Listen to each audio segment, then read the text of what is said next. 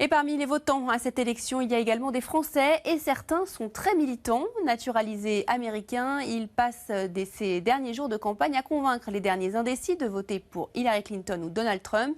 De Memphis, Tennessee à New York, c'est un reportage de Mélanie De Groot et Alain Pirot. À Memphis, dans le Tennessee, la Française Rosine Gaugy est sûrement la plus célèbre fan de Donald Trump. À quelques jours de l'élection, impossible pour elle de sortir sans la casquette de son héros. Make America Great Again, ça veut dire refaire de l'Amérique ce qu'elle était avant, un pays libre et riche. Rosine est amie avec Donald Trump depuis plus de 30 ans. Quand le milliardaire a annoncé sa candidature, elle s'est immédiatement ralliée à ses côtés. Et elle ne croit pas dans l'image d'un homme sexiste, vulgaire et dangereux pour les États-Unis. Ce qui m'a poussée à m'engager avec lui, c'est parce que je crois en lui. C'est un businessman, c'est un homme très droit, honnête. Et j'ai dit, bon, ben voilà, ça c'est le candidat idéal.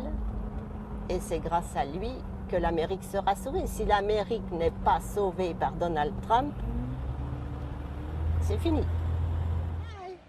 À Memphis, tous les coups sont permis pour faire gagner Donald Trump.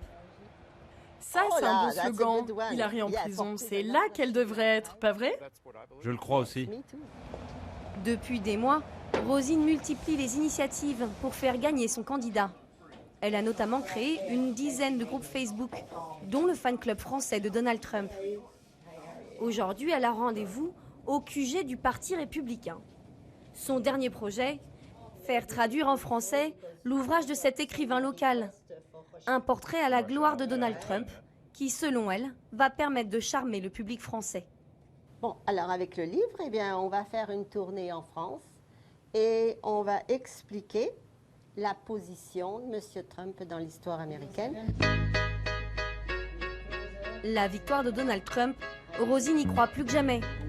Pour s'en rendre compte, direction un bureau de vote anticipé.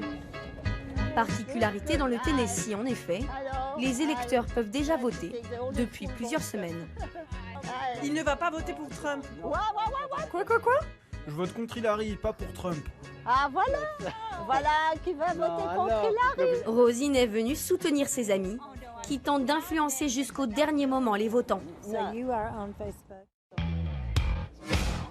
Mais à New York, la riposte est en marche.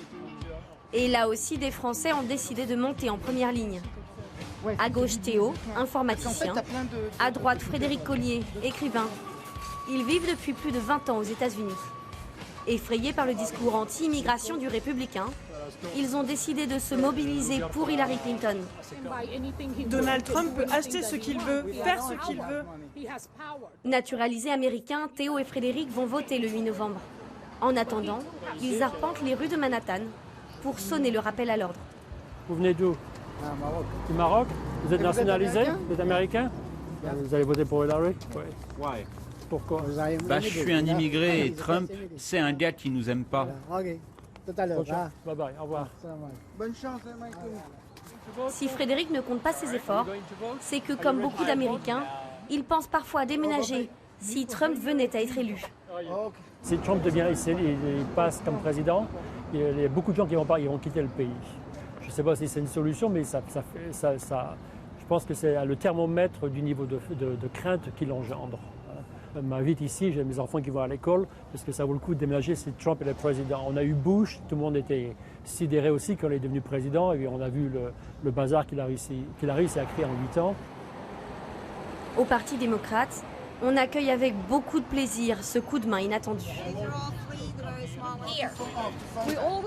On a toujours besoin des Français, ce sont nos amis.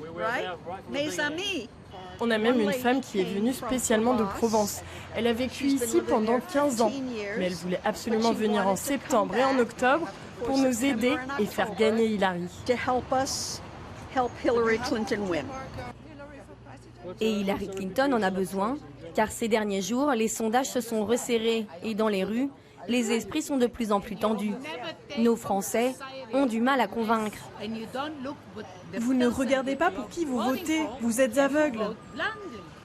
Je vais voter pour le moins pire des deux. Il ne vous a pas convaincu de voter pour Hillary? Non, pas du tout, bien sûr que non. Moi, je suis certain que dans le secret de l'isoloir, vous voterez pour elle. Donnez-lui une chance. Les gens à ce stade de la campagne ont déjà une idée déjà faite pour qui ils vont voter. Donc de trouver des gens qui sont indécis une semaine avant l'élection, c'est très dur. Fred et Théo comptent bien poursuivre leurs actions jusqu'à la dernière minute. Et ils pourraient bien croiser sur leur route Rosine Gaoji. Notre fan de Donald Trump a d'ores et déjà prévu de faire le voyage à New York mardi prochain. Merci beaucoup. Pour fêter la victoire de son héros.